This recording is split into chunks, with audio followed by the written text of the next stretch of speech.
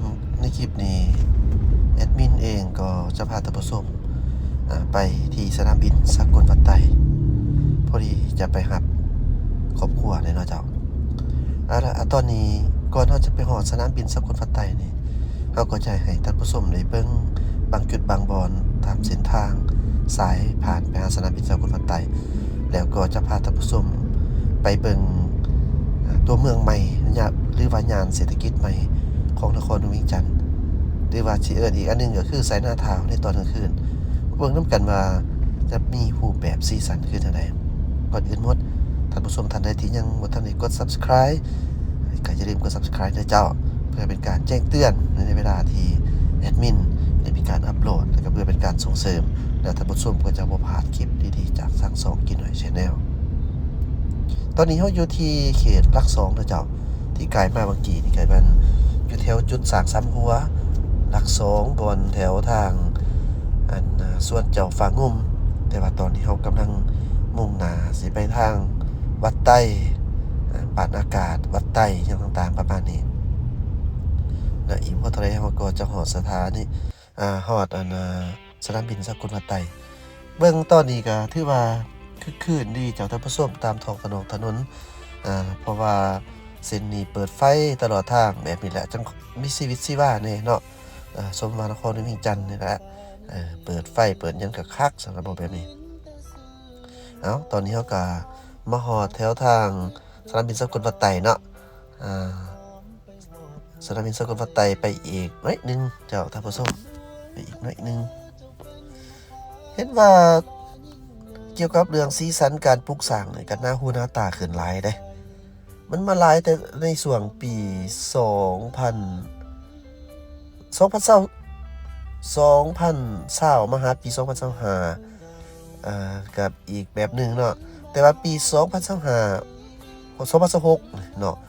2425มาหา26นี่รู้สึกว่าขึ้นไวอีดีแล้วเจ้ามีหลายจุดหลายบ่อนสีสันถนนหนทางในตัวเมืองนี่รู้สึกว่าอัปเกรดใหม่หมดเนาะก็ถือว่างามหั่นแหละนะครับได้มาตรฐานแต่ขีดเส้นแต้มเส้นจังซี่ก็เหมาะสมดีเจ้าท่านผู้ชมก็มีหยังที่เปลี่ยนแปลงแต่ว่ารูปแบบว่าอยู่ถนนตามเขตชานเมืองตามโฮมบางบอนเด้อต้องใช้คำว่าบางบอนนี่ก็ถือว่าก็ยังบ่ทันได้ดีเท่าที่ควรเจ้าก็หวังอย่างยิ่งว่าอนาคตอันไกลนี้เส้นทางทุกเส้นในนครหลวงเวียงจันทน์คงจะแล้วเนาะเจ้าเว้าหลายใหญ่มากจนนี่ตอนมาฮอดอาคารผู้โดยสารภายในหรือว่าสนามบินสกลวัดไตนี่เนาะเพราะว่ามื้อนี้บ่แม่นแขกต่างประเทศเด้อแม่นครอบครัวตัวเองที่เดินทางมาจากต่างแขวงเนาะมารับเพิ่นประมาณนั้นเจ้าขับรถมุมกล้องนี่อาจจะบ่โอเคปานใดเจ้าเป็นทางโค้งเข้ามาที่ทางสนามบินสกลวัดไตมาเบิ่งว่าจะมีผู้คนมาบ่เที่ยวนี้ก็เที่ยวค่ำละเที่ยวค่ำประมาณเที่ยวย่นลงนี่8:45 น.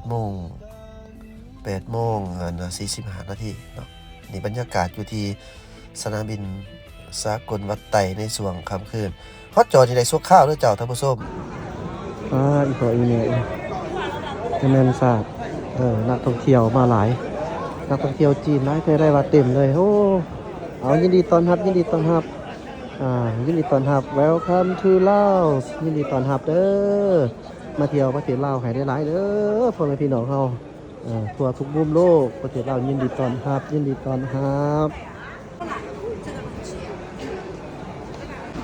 ีอีกเพื่อนๆนึงกระจกกำลังเดินทางมาคนหลายแต่แก่ได้นี่ขนาดว่าถวยเที่ยวนี่มันเที่ยวตอนค่ำเนาะเที่ยวตอน8:45 น.คนเต็มเนาะนี่มันผู้โดยสารภายในประเทศมาจากปากเซ่นะเบาๆเรื่องสายต่างประเทศก็มีเป็นเนาะเห็นว่าผู้โดยสารหรือว่านักท่องเที่ยวเขามาเที่ยวลาวนี่มีจำนวนหลายจ้ะท่านผู้ชมหลายเด้เพราะว่าตอนเที่ยวเด็กก็ยังมีขาออกอยู่เนาะที่เฮามานี่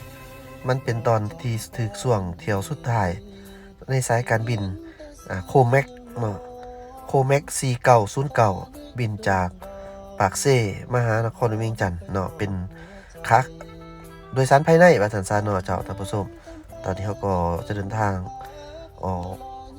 เอาวันนี้เขาก็จะพาท่านผู้ชมไปเบิ่งสีสันในตัวเมืองหรือว่าย่านเศรษฐกิจใหม่หรือว่าสิเอิ้นก็คือไซนาทาวน์เนาะอยู่ที่ถนนอาเซียนมาเบิ่งว่าในตอนค่ำคืนนี่มีสีสันรูปแบบคือจังไดเนาะเจ้าตอนนี้เราก็อยู่บ้านอากาศกับพอดีเวลาก็ล่วงเลยเข้ามาก็8:30ย่นลงมาออกมาตอนนี้พอดีอัน9:00 นปลายจ้ะท่านผู้ชมรับเพิ่นมาก็9:00 นปลาย50 นอันนี้มันบ้านอากาศนะเจ้าบรรยากาศตามถนนคนทางบ้านอากาศเพราะว่า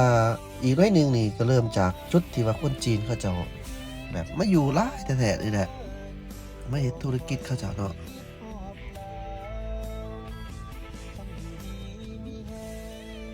ตอนนี้ก็ถือว่า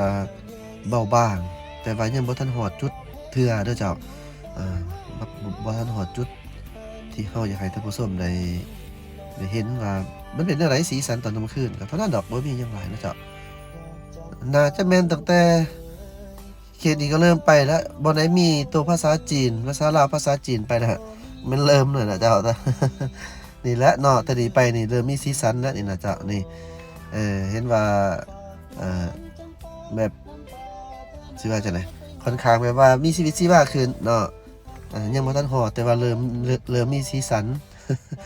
อีก คิดว่าอีก5 ปีนี่โอ้เต็มเบิดแล้วเจ้าท่านผู้ชมคิดว่าเด้อันนี้เฮาเห็นเฉพาะแม่นในข้างทางถนนซื่อๆเด้อเจ้าเพราะว่าโครงการนี่มันบ่ได้ไผก็อยากอยู่แคมทางหั้นน่ะต่างแต่ว่ามันมีน้อยเนาะฉันเข้าไปได้นี่สีสันรูปแบบโอ้เพิ่นไฟยิบยับยิบจับอยู่เพิ่นเนาะแม่นโรงแรมเด้อบ่แม่นอีหยังเด้นี่บรรยากาศเจ้าในตอนค่ำคืนที่เขามักเอิ้นว่าไชน่าทาวน์อยู่ประมาณนั้นเนาะย้ำอีกเทื่อนึงเด้ออยู่นี่บ่แม่นเขตเศรษฐกิจพิเศษเด้อเจ้าบ่แม่นเด้อนี่ถือว่ามันเป็นถนนอาเซียนจุดเขตแถวสังเจียงบ่เพิ่นเอิ้นนี่ล่ะนี่สีสันรูปแบบแต่ว่านักธุรกิจจีนเขามาอยู่หลายในซองข้างทางน่ะเลิกเข้าไปอีกหลายเส้นหลายสายเขาดงหน้าโศกพุ่นเด้อเจ้าเบิ่งเด้อเจ้าท่านผู้ชมประมาณนี้เด้อบ่แม่นว่ามีแต่ในแคมทางเด้อนี่เนาะ อันขนาดว่าไฟในไฟยังทางเพิ่นก็ฮู้อยู่แต่ว่าเขาได้ซอยในหอมมันน่ะก็ยังบ่ทันได้มีเลยแต่ว่าเว้าเรื่อง ขอโทษเจ้าเว้าถึงความพุงแจ้งนี่โอ้พี่ดึกเด้อแว่นรถเฮามันมืดซื่อๆนี่แต่ทางในทางนอกนี่แจ้งแท้ๆนี่แม่นนี่สีสันเห็นบ่เข้าไปทางในเพิ่นเจ้าท่านผู้ชมคนจีนทั้งนั้นเด้เขามาอยู่นี่ส่วนใหญ่เด้อเป็นคนจีนเนาะเกิดขึ้นไวขนาดเจ้าอันนี้แหละครับว่าจีนไปอยู่ไสแม่นเจริญอยู่บ่นั่นเนาะอันนี้เขาเว้าทางบวกส่วนว่าทางลบเป็นไผผิดเอาผู้นั้นไปก็มีแต่เท่านั้นแหละเนาะที่เขาเว้าได้เฮาให้เบิ่งตามความเป็นจริงก็ยังดีกว่ามาทำลายเนาะคันสิเว้า มาสร้างมาซาก็ดีกว่ามาทำลาย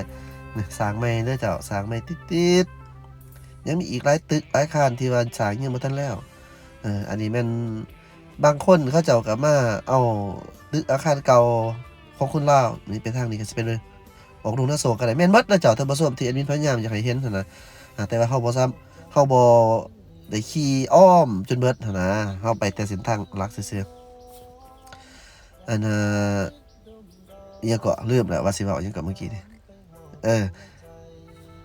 เขามาอยู่เนาะก็ดีกว่าเขามาทำร้ายต่างฝ่ายต่างก็ได้รับผลประโยชน์เจ้าเนี่ยประมาณนี้ถ้าหากว่าสร้างแล้วนี่แม่นเบิดนี่นะเจ้ามันจะฮูงขึ้นรอเบิ่งอีก5 ปีเขตนี้สิเป็นจังได๋เด้อเจ้าเชื่อมั่นว่านี่โอ้คำฮ้องเลยว่ามันจะไปกว่านี้อีกว่าซั่นซะเนาะเรื่องความรุ่งเรืองมาออกมานี่ก็ยังบ่ทันได้เบิดเด้อเจ้าเพราะว่าเพิ่นเฮ็ดเป็นบางจุดไปเนื่องจากว่าตอนดินนี่บางเทื่อคนลาวบ่ให้เซาก็มีเนาะอันนี้เขาก็เฮ็ดเองก็มีก็บ่ได้หมายแต่ว่ามีแต่จีนเบิดดอกเจ้าแต่ว่าขบวนเฮากายมาเมื่อกี้นี่ส่วนใหญ่มันเขาเจ้ามาอยู่เป็นกลุ่มเป็นก้อนในจีนนี่นะนี่คงแม่นเบิดนี่เจ้า นี่แหละแบบว่าบ้านเฮาเดี๋ยวนี้คันเน้นคันแบบว่าระบบไฟมันแจ้งขึ้นกว่านี้นี่โอ้ยมันก็คักหั้นนะเนาะเส้นทางนี่ก็ขีดเส้นแต้มเส้นใหม่ให้มันสว่างเสวยขึ้นกว่าเก่าเนาะมันก็จะห่วยดีขึ้นเนาะ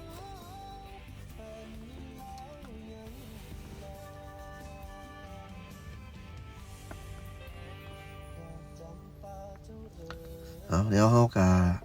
อาจจะมาฮอดแถวอันหนองดวงเจ้าท่านผู้ชมนี่ยังคงแม่นเนาะยังคงแม่นจีนเพิ่นมาอยู่ส่วนใหญ่ตำรวจออกเฮ็ดเวียกแล้วตำรวจจราจรเนาะออกเฮ็ดเวียกแล้วเจ้าบ่ย้านเด้อเจ้าท่านผู้ชมเอกสารเฮาครบสุดแล้วบ่ต้องย้านเกี่ยวกับเจ้าหน้าที่ตำรวจเพิ่นนี่นะ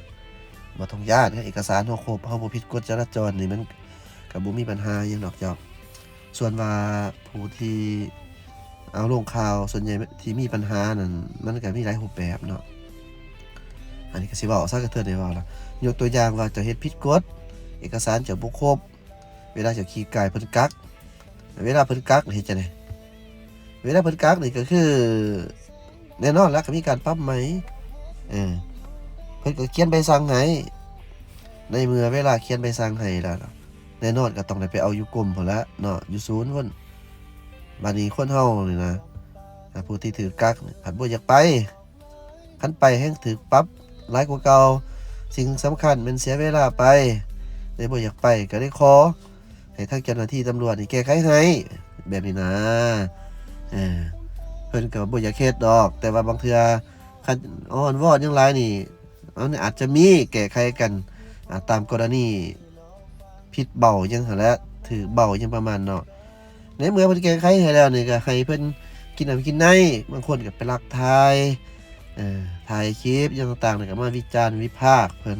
ทั้งที่ว่าเฮาเองนี่น่ะเป็นผู้ของขอเพิ่นเนาะอย่างประมาณนั้นหั่นน่ะอันนี้ก็บ่สิว่าอิงอวยเขาตำรวจบอกก็เบิ่งความเป็นจริงคันเอกสารเฮาครบเพิ่นกักมันมีครบแล้วบ่ล่ะก็แล้วไปหั่นน่ะมันก็เป็นแบบนี้แหละมันก็อยู่ไสมันก็เป็นหั่นน่ะเจ้าเนาะแต่ไปบ้านเขานี่ห่วยเขาแฮงเบิ่งคักแต่ถ้าได้อีกได้หนึงนี่โอ้สมควรเติบเด้อเจ้านี่ยังคงแม่นสีสันที่ว่าจีนเพิ่นมาลงทุนหลายนี่แม่นเบิดนี่น่ะเจ้าของหอของแฮมนี่นะตึกอาคารนี่กำลังสร้างใหม่นี่ก็มีแม่นมาลงทุนหลายเด้อเกี่ยวกับเรื่องนี้นี่นะเจ้าบ่ได้น้อยเด้อได้เนาะเขตหนองดวงเด้อเจ้าท่านผู้ชมท่านได้จื้อบ่อยู่ขอบเขตนี่หนองดวงนี่แต่ก่อนนี่ก็มีโรงหมอโรงหมอโรงหนังบัวสวรรค์เด้อเจ้ามีโรงหนังบัวสวรรค์นี่เข้าไปทางนี้ก็มีเห็นบ่ทางนี่นะมันบ่มีไฟเยื้องทางแบบจังซี่นี่มันก็เดี๋ยวเข้าไปมันก็บ่เจริญหูเจริญตาไปมันมืดเนาะเจ้านี่สีสันโอ้คักอยู่เลยเนาะมีคนมาอยู่เป็นโรงแรมเด้อเมื่อกี้นี่เจ้าเป็นโรงแรมนี่จุดนี้เป็นหนองดวงเจ้าท่านผู้ชมเป็นจังได๋เนาะอันนี้ก็ถือว่าก็แค่เพียงอยากให้ท่านผู้ชมได้เห็นสีสันเนาะอยู่ในนครเวียงจันทน์จุดโซนที่หลายคนมักเอิ้นว่าไชน่าทาวน์ต่อไปนี่ก็สิคือกันกับประเทศอื่นนั่นแหละประเทศอื่นนั่นแหละคันจีนเขามาอยู่ขอบคุณขอบใจสบายดีเจ้า